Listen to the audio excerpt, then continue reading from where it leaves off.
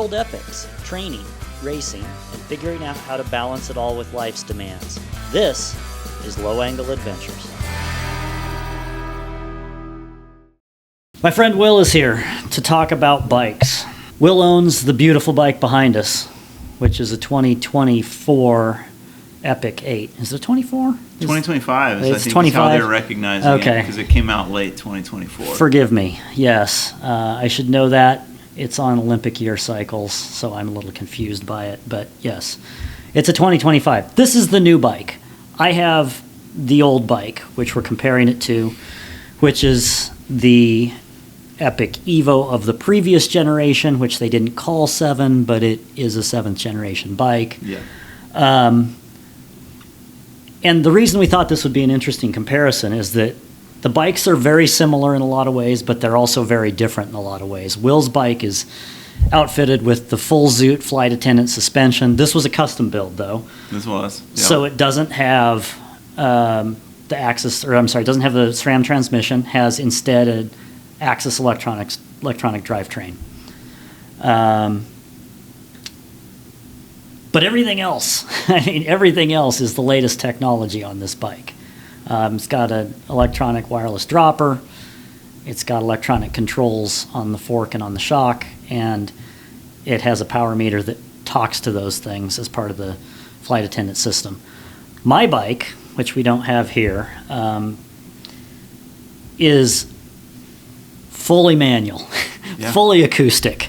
Full cables running to everything, to the dropper, to the derailleur, and no batteries on the bike, except for the Garmin, which I run all the time, and the occasional power pedals, which I usually put on when I'm racing, but not always. So we went out last week and rode what we created a 2.1 mile loop in the local bike park. Is that right? Yeah.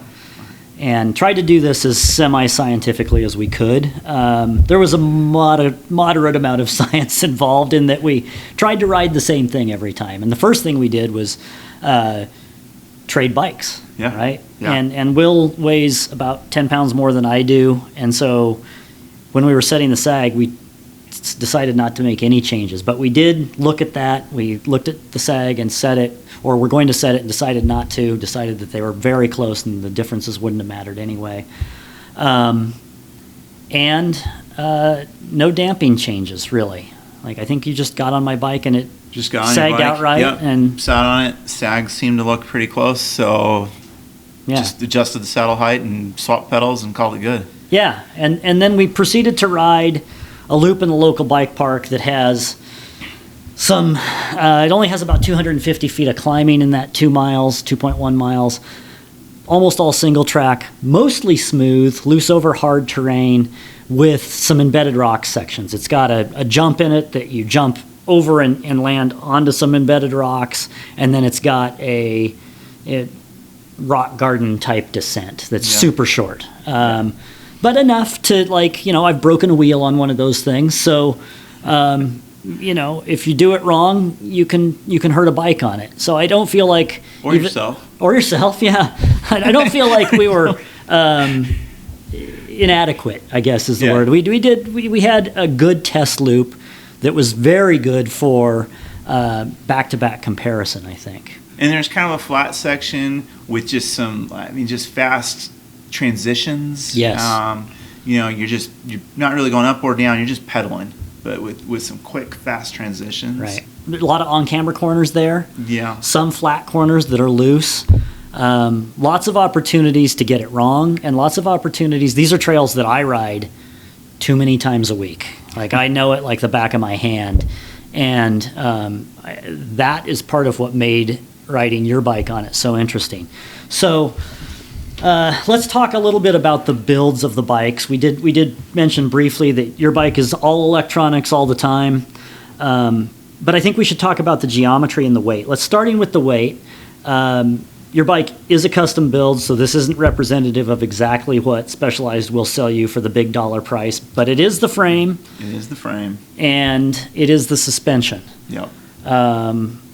It has standard control wheels, not Roval control SLs, right? Yeah. Just the regular ones. So a few hundred grams heavier than the SLs. Full electronics, and the bike weight is 24.99 pounds. My bike, fully manual, with control SLs, is 22.4 pounds. So as cross-country bikes go, there's a weight difference there. There is. And we'll talk about that when we talk a little bit more about riding. I think if you want to spend the $14,500 for the full thing, I think Specialized lists it as 22 and a half or 22. Still heavier than what a little heavier than my what bike, you weighed your bike at. but not a lot. Yeah, and that's kind of the reason I did this. I didn't know this bike was. I mean, I knew this bike was on the way. I didn't know the specs when I built my bike in August of 23. This bike came out in March or April, maybe first World Cup, March of 24, around there, somewhere there. So I didn't know what they were going to do. I knew they were doing a new bike, but I wanted the old bike for several years. I kind of held back and thought, it's time now. I want the lightest thing I can get in this category, and that I could afford anyway, and that was how I did it. So let's talk a little bit about Geo here. You've got your bike set up in the high position, correct? Yeah. And that works out to a 66.4 degree head angle. My bike in the low position, 66.5 degrees. So pretty much a wash on head angle. Same with seat tube angle. They both are. Your Specialized website says 75.5. They don't tell us if that's in the high or the low setting. I think it's the high, but I same thing. I don't know how theirs decided that. And same problem with my bike, 75.5. They don't specify. My bike ships in the low position, so I'm going to say that's the low position, but again, can't be certain. And they ship these in the high position. Okay, so maybe that's what's going on there. Yeah. A wash on seat angle or seat tube angle. Rear center, your bike is a little bit shorter, 435 as claimed, and mine is 438, which actually is kind of long by today's standards, I think. I think so. I had an Orbea previous to this that was a 430 rear end, and that bike was plenty snappy, but I didn't love the way it went up steep climbs. It was you were really having to work to get the weight over the front end on that bike. Okay. So it seems to me that in this range, 435, 438 actually might be the sweet spot. Your bike is a little bit longer. Oh, I should mention these are both large frames. Yeah. So it is kind of an apples to apples comparison for geo and weight numbers. Your bike 1,210 millimeters, my bike 1,197. Yours is a little bit longer. With obviously most of all in the front center. Yeah. Sitting out there a little bit further. Yep. Let's talk about the riding. I want to open when we talk about riding with the observation that I think all of the differences I'm going to mention here are pretty insignificant. That was my takeaway in whatever we were out there, 2.5 hours of riding the same trails back to back and then switching bikes back to our own bike. Yeah. That's my big observation is these things are really close. Now, that's kind of where I came away from. Yeah. I mean, that's, see, you posted some details about your bike recently. Yep. And I watched the video, and I said, oh, I want to ride that bike. So that's why I said, so that's when I proposed this, mostly because I wanted to get to ride your bike. Yeah, well, so did I. I wanted to ride this one, too. I've always wanted to since they came out. So I thought, okay, let's do this. Yeah. Because I want to know. And I was very surprised. In what ways? Just how good it felt. Yeah. So I'm coming from, before this I had the Epic 7 with the brain. Yep. So same frame. The only Epic 7 Evo I'd been on was just riding around in a parking lot. Okay. Like, okay. The fit wasn't really dialed, sag wasn't dialed, nothing was dialed. Okay. That was what experience I had on an Evo. But I've got thousands of miles on my Epic 7 with the brain. Mm-hmm. And this bike, compared to my Epic 7 with the brain, it was just night and day. There's such a difference here. So I wanted to see where the Evo fell. Yeah. All right. I'll start out by saying that I think The main difference that I observed between the bikes, and we'll talk about how Flight Attendant affected this, but was that your bike seemed to be more compliant and more stable and more willing to hold a line through a bumpy corner. Like if I pedal it into the berms that I know like the back of my hand out there, and I just slam it in as fast as I can hit that on-camber corner, your bike would, better than mine, go where it was pointed, absorb what it needed to absorb, and just stay where I wanted it to stay. The other thing I noticed is I was immediately comfortable on it. Like it felt like home. It felt like my bike in a lot of ways. I think going downhill, if you blindfolded me, I'd struggle to know the difference sometimes. But riding them back to back and really trying to suss out those differences, that's the one thing that stood out the most to me. What about you? What I noticed, there was something with yours that I can't come up with any better word. It was more playful. And I don't know if that's because this one just holds that line or whatever. I don't know if it's the weight. I don't know if it's the lighter wheels. I think it's the shorter front center. Yeah. It's at least part of it. Okay. I think it's that shorter wheelbase and shorter front center that it just felt a little quicker to me. And it was just a little more playful. Not quite as stable, not quite as smooth. Yeah. I'm not sure I'd go as fast downhill, all things considered. Let's talk about how Flight Attendant works. Give people who don't know the 30-second rundown on Flight Attendant and how you ride it and why. Well, the big new updates with the SID fork and the SID Lux shock, and they've gone to a 3 position. So instead of having 2 positions, you've got open or locked. Right. We got 3 positions to work between here. So you can fully lock it out, you can fully open, and then there's kind of this, what they call the magic middle, where you can just pedal. You've got compliance, but you've got pedaling efficiency. It's kind of meant to fill in the in-between. With the kind of the analog, the way this bike actually comes, if you buy this frame set, it comes with a twist lock. Okay. Twist it, lock, open, pedal. 3P. Or lock, pedal, open. 3P twist lock. 3P twist lock. Okay. Let me step in just a second and reiterate. Yes, my bike is 2 positions and it's a 1 lock. Yeah. So not a twist, 1 lock. Go ahead. Yep. And so I actually rode this for a while in that setup. Okay. Had that, really liked it. I ordered the Flight Attendant before I had ridden it like that. If I had ridden it like that before I ordered the Flight Attendant, I'm not sure I would have ordered Flight Attendant. I don't know. Because you're still really good. Yeah. But I had the Flight Attendant ordered. It came, put this on, and it is a next level. Basically what it's doing is it is controlling those 3 positions for you. So you don't have to think about them. You get rid of cables, so there's not a cable coming to the fork, not a cable running back to the shock, so you don't have those on there. So all we've got up here is 2 brake lines. Yeah. That's it. Bike is beautiful that way. So, one of the big downsides of my bike, I would say, is that mess of cables. And I don't just, do the cables matter? Probably not, but I'd had my Epic 7, it has the brain, so there's no cables for the suspension there, and I already had electronic dropper and derailleur. So you were used to that. So I was already used to just not having any cables. Yeah. So it just kind of seemed like this, I was like, oh, what are these cables here for? Sure.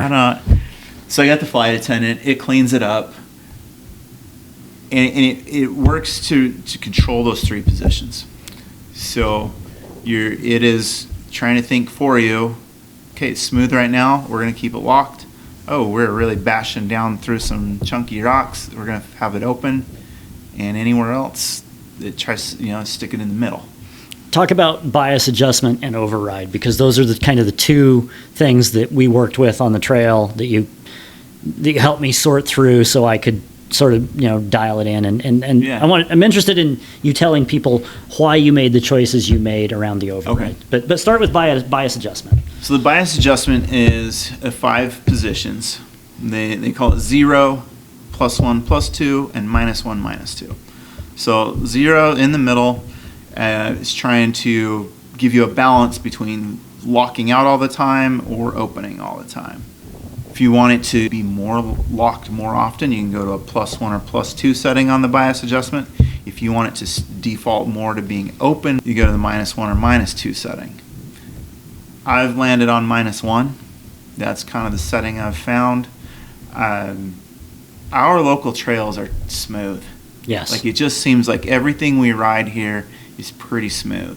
And so the bike seems to always want to be locked in that because of those. Because of how smooth the trails are, it's always going to those locked. So I went the bias the other way just so that it will stay unlocked a little bit more.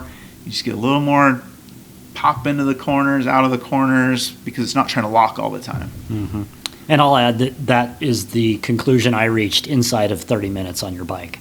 Like, I experimented with zero setting. I think I started there, or probably started at -1, went to 0, and then to -2 to see what that was like. And it was immediately like, yeah, -2 is a little too soft for me most of the time. 0 seems like, gosh, is this thing ever going to open up? And so I can't even imagine what +1 and +2 must be like. And I was immediately like, okay, I agree with Will on the bias adjustment. Yeah. I've actually never ridden in +1 or +2. I bet not. Because I the first time I rode it, all my rides initially, I was in 0. And after a while, I thought, well, I kind of wanted to open up a little more. I ended up at -2, and yeah, okay, not sure what's going on, and moved back to -1, and that's just where it stayed. Okay. So we landed on the same setting with you only having 30 minutes of ride time. It took me a little more than that, but I had more time than that to screw around with it. Talk about the what the override is and how you set it up. So you can override to where instead of having it trying to automatically set one of those 3 positions, you can set up a button to override it to any one of those 3 positions. But you got to pick one. Okay. I initially thought that the override would be maybe you click through the 3 positions and just set it to, almost like selecting the twist lock. I see. Click, click, click, pick one or the other. But that's not how SRAM ended up doing it. They went with, you can pick one of those 3 to just override. I think if I was a World Cup racer who thought the race win is coming down to a sprint finish, then I'd maybe for sure have the override to just lock it, hit the button, it's locked, done.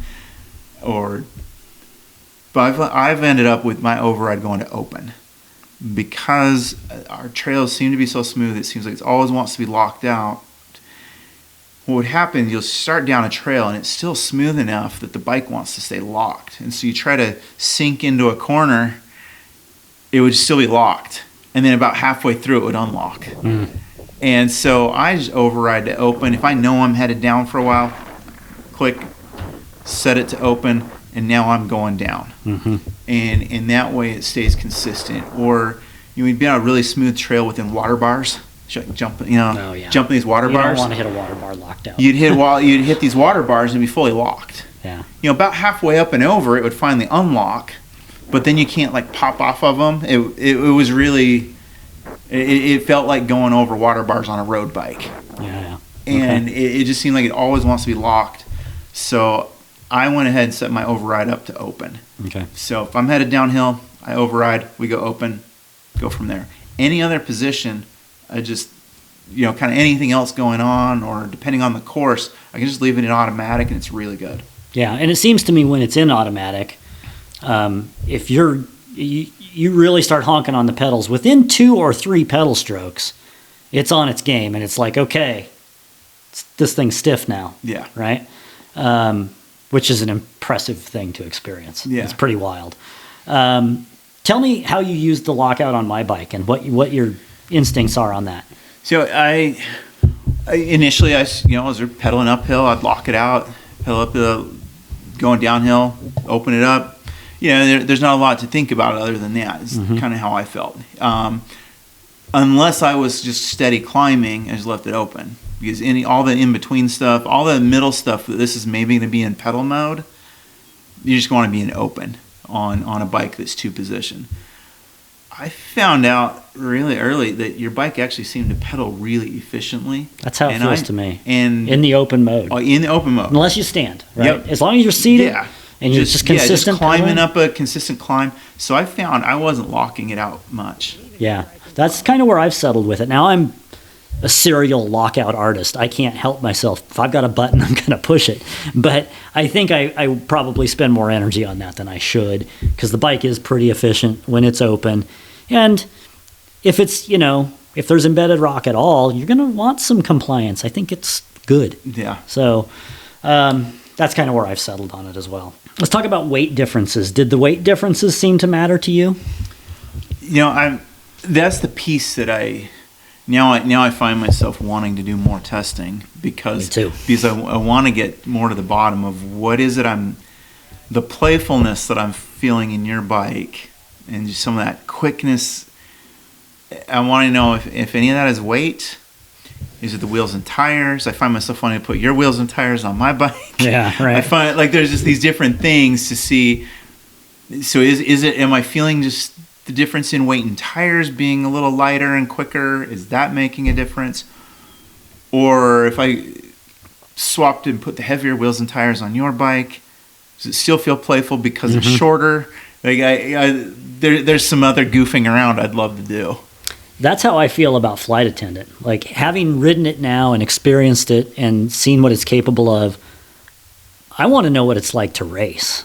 Like that, I want to know what that system is like, in full race conditions for me, and how much I would agree with my current observations after I had raced it and ridden it really hard. Because we didn't do that, right? I mean, we'd climb hard for 5 minutes or 3 minutes, and then you're kind of out of climbing there. It's not like there's just not a lot. And we couldn't do more than that for the purposes of this comparison with the time resources we had. But I am really curious what it's like in a race environment. Have you raced it yet? I have not raced it yet. My son has raced it twice. Okay. So I let him borrow it for 2 different NICA races. Mm-hmm. He has raced it. He doesn't have as many miles on as many different bikes as I do, some of that stuff. He thought it was awesome. And he's just leaving it in full automatic. Full automatic mode through the whole course and just letting it do its thing. Okay. He thought it was great. Closest I've come to racing it is at those NICA races.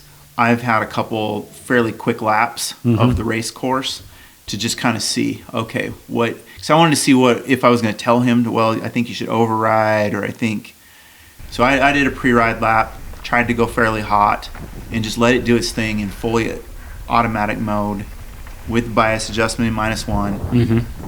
And it seemed to be in the right spots at the right times. And, we've got single track and double track, just road climb. Mm-hmm. It's firm enough. It's staying fairly, locking up, staying efficient. As soon as you tip it downhill, finding it unlocking. The last course we did kind of had an uphill, then a downhill, then an uphill, then a downhill. Yep. There were kind of 2 climbs, 2 descents each lap. Yep. And it was on point the whole time. I didn't find myself feeling like I had to override, but the trail was a little chunkier, a little bumpier, so it wasn't trying to stay locked up while going downhill. Okay. Let's talk through some other questions here. What did you like most about my bike, and what did you not like?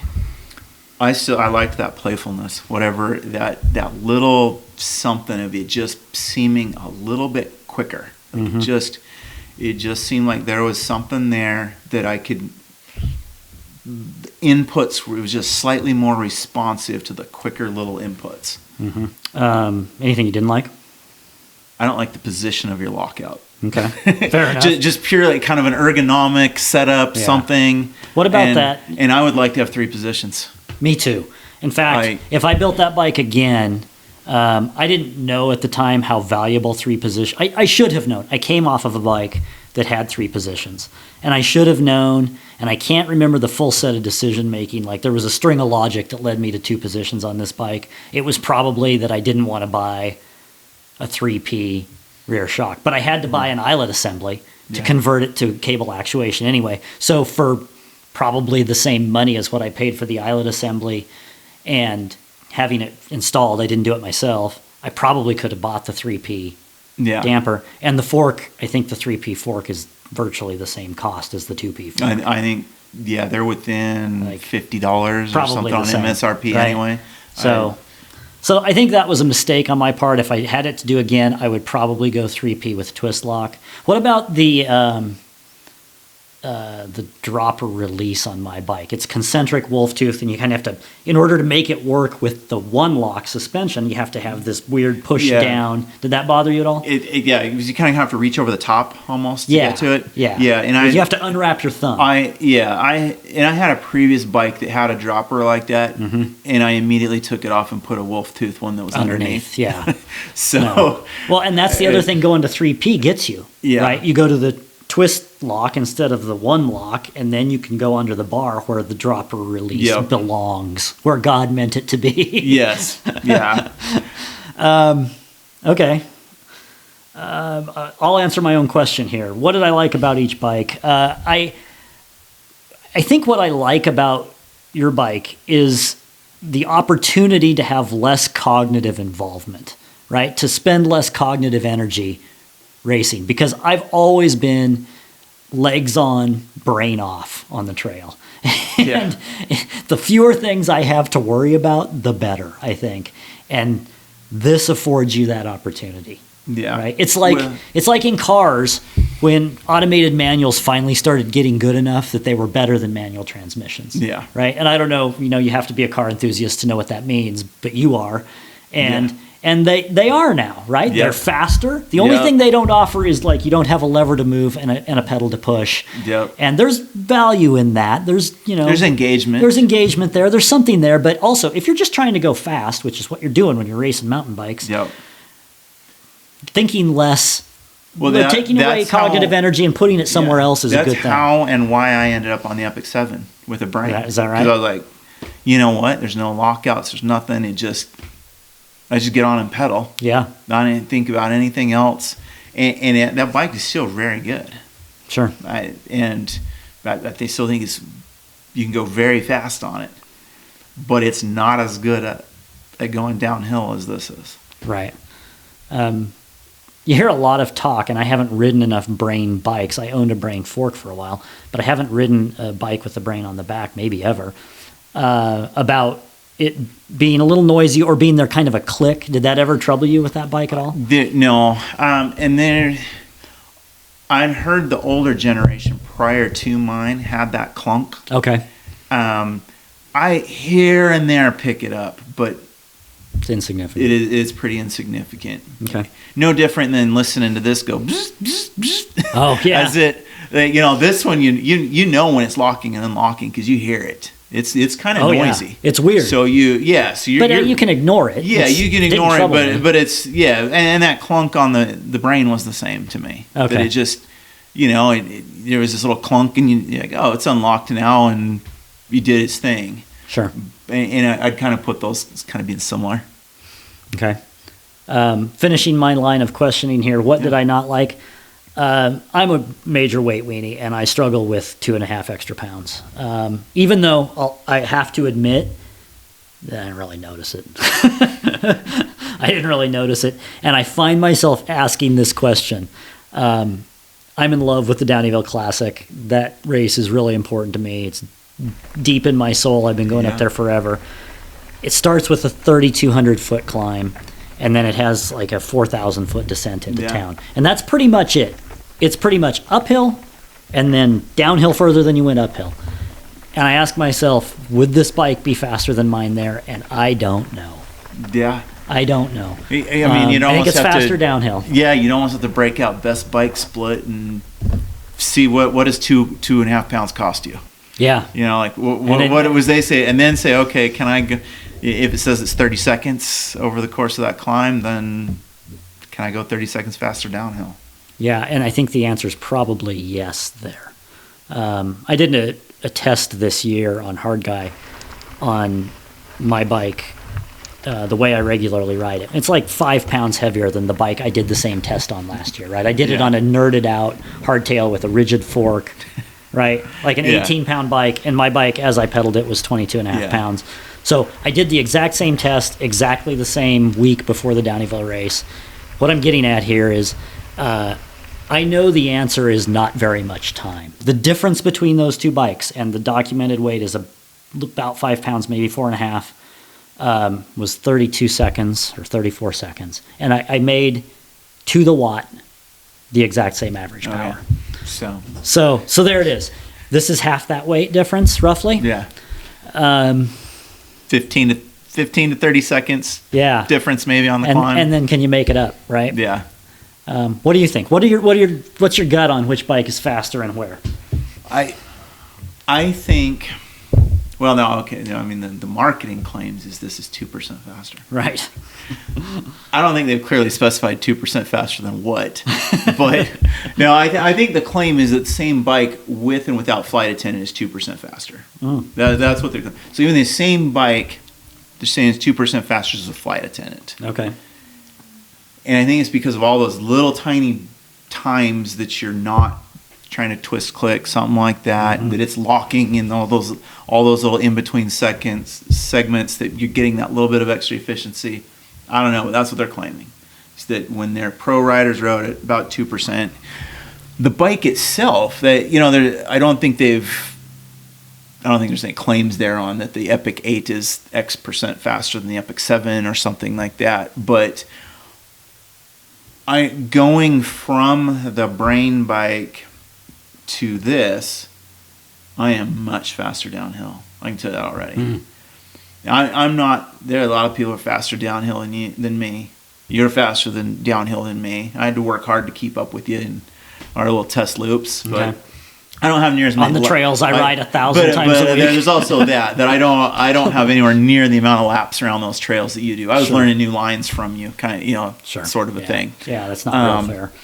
But I definitely, I don't think I'm giving up anything uphill compared to my last bike, and I am for sure going faster downhill on this bike. Okay. We didn't talk about this yet, but the old bike, my bike, has 10 millimeters less rear travel. Yeah. Do you think it made a difference to you? I didn't notice any big difference. I couldn't tell if the differences I was feeling could be attributed to 10 millimeters more travel. Yeah. Like, I did say earlier that I think this bike is more stable when you slam it into a corner. It holds the line better.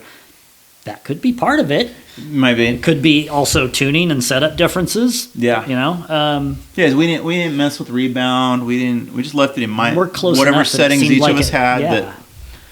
And it's not like we ignored, the way they should be set up. I think they both fell within the SAG parameters. Yes. Okay, so last couple items here. I don't charge batteries. You do charge batteries. How much of a burden is it? I don't see it as a burden. Okay. But I've been riding a road bike for years that I have to plug in once every 3 months or so. Oh. Charge it. So I ride a Di2 road bike. So Okay. but it's you only have to plug it in once every 3 or 4 months. I ride about 8,000 miles a year on total between all my bikes. So that one's going, I don't know, half that, 4,000 or 5,000 miles a year. So my brain already goes with, okay, sometimes you charge your bike, but I feel like I end up charging lights, I end up charging headlamps, I charge Garmin's, I charge my watch. You're already a slave to it. Yeah, it just seems like we're always charging something anyway. Yeah. But doubling the amount of batteries, I do notice that. Like, there are 4 batteries on there now that I've charged. Then 2 the shifter pod and the release pod. Both of the 2 pods, and then the power meter. Yeah. So and those are just replaced. Yeah, and those are just replaced. Okay. CR30, 32 batteries, just replace those once a year or so. Okay. I think the power meter might end up every 6 months, but these once a year. I keep a spare one with me. This bike's got a fancy Oh yeah, that's pretty great. There's a little extra storage in there with and I've got I'll need a picture of that. We'll put that in here. Yeah, so got that on there. Okay. I've already been charging the derailleur and a dropper battery for a few years now. I think 3 years now that I had the Epic 7. before a race. I always, I make sure I've got a stack of fresh batteries before a race weekend for my kids to put on their bikes, and Okay. it's just kind of part of. There's always something charging anyway. Okay. I think finally we need to talk about the fact that this bike has a steering stop, which my bike doesn't, and that's a problem. That is a design deficiency in the old bike. Like there are agree. too many of those of that generation of that bike that have top tube contact problems because somebody tipped over the bars at 4 miles an hour and broke their top tube. I don't. Right? I don't think my top tube is broken currently on my Epic 7, but there is a whole bunch of paint missing.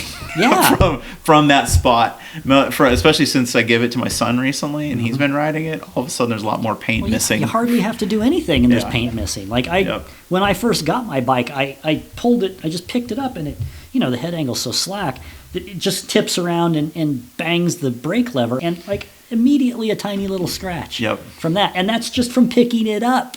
So if you're considering these two bikes, that's something you need to think about, I think. Yeah. Right? Well, you get steering stops and you now have internal storage. Right. Also a pretty big deal because I don't wear packs. I don't wear hydration packs ever. I'm in the same boat. I coach NICA, and I feel there's all this like extra stuff that you should have with you if you're a good, responsible coach. Yes. And I sometimes am not. Then I just still don't have the pack. And such a pain. So I hate the pack. So how much are you able to carry in there? Because I'm able to carry 0. Yeah. I don't. You want me to pull it apart or? Yeah. Let's take a look. Well, we got, we can crack it out of there. We can reach down in here. No, so you've got this sweet tool set up from Jonathan Lee, at Trainer Road. Yeah. Yeah, this is awesome. So CO2 with the inflator tip, tire tool, plug tool. What's this? Spare derailleur battery / flight attendant battery / dropper battery. And 2032. Yep. And then there's room for a specialized tool also. Yep, put a specialized tool there. Yeah, this is fantastic. So we got that. And then it comes with this bag that is fitted to the down tube. So because I don't have the specialized tool, I've just got that in there. I've got a tube in there. I got a quick link in there and another 3032, whatever that is. Right. 2032. I don't know what it is, but everybody will figure it out. Yeah. Okay. So, and I, for years, I've just used a Dakine hot laps gripper that sticks right in here and wraps around, so I don't have to have it dangling from my seat tube. But that's what's been on my Epic 7, and it got rid of that, cleans it up, makes it easier to get a bottle in and out of the bottle cage without that being in the way. Yeah. And I've got all the same stuff and more, but organized now, so it's not just jammed into a pack. Yeah, that's pretty brilliant. There's a lot of value in that if you're riding your bike a lot and you don't want to have to move things and worry about what you're forgetting. And I feel like it's super easy to pop that off and grab what you need. I'm going to get one of those tools at some point. Haven't gotten around to it. Okay. I think we've solved the world's problems with regard to the Epics. Probably. I mean, well, the problem is now I'm torn on what bike do I get my kids? No. I got a daughter who's pretty light. Mm-hmm. The lighter you are, the more the weight matters. I'm facing the same question. Well, both our kids race NICA. So, yeah, we got kids that race NICA. Both in the same age group. We actually, we have 2 daughters that race each other. Yes. So what bike are you getting? What are they going to be racing on next year? So after riding your bike, I'm thinking, man, maybe I should find an Epic Evo 7 if I can build it to. That's what I'm looking for. Go fully mechanical. No batteries to charge and still only weigh 22 pounds? Yeah. That might be the right choice for a lightweight NICA racer. That's what I was thinking. They're not cheap, but they're nowhere near this league, but they're, you find a frame and fork used for $3,000. Yeah. Maybe get one for $2,500 if you're, a savvy negotiator. And so, it's still not an inexpensive bike, but I want to set up a 3P. So set up a 3P. I got to figure that out. Yeah. They do now. You can get the latest flight attendant for the Epic 7 or the Evo 7 though. I do know that. So- Yes, I've got a neighbor who's building one right now. So, in fact, a guy you know. I think most people are going to be happy with either bike. You can spend less on the older bike. In some ways, you get less. If you're a Luddite like me, it might suit you better. In the long run, I think that this bike is probably going to be the faster bike for a lot of people. Yeah. Okay. Good enough, Will. Okay. Thanks a lot. Thanks for letting me ride your bike. Yeah, likewise. If you like this video and want to see more like it, please subscribe by hitting the button in the bottom right corner of the screen. Check out our other videos as well. Thanks for watching, and we'll see you next time.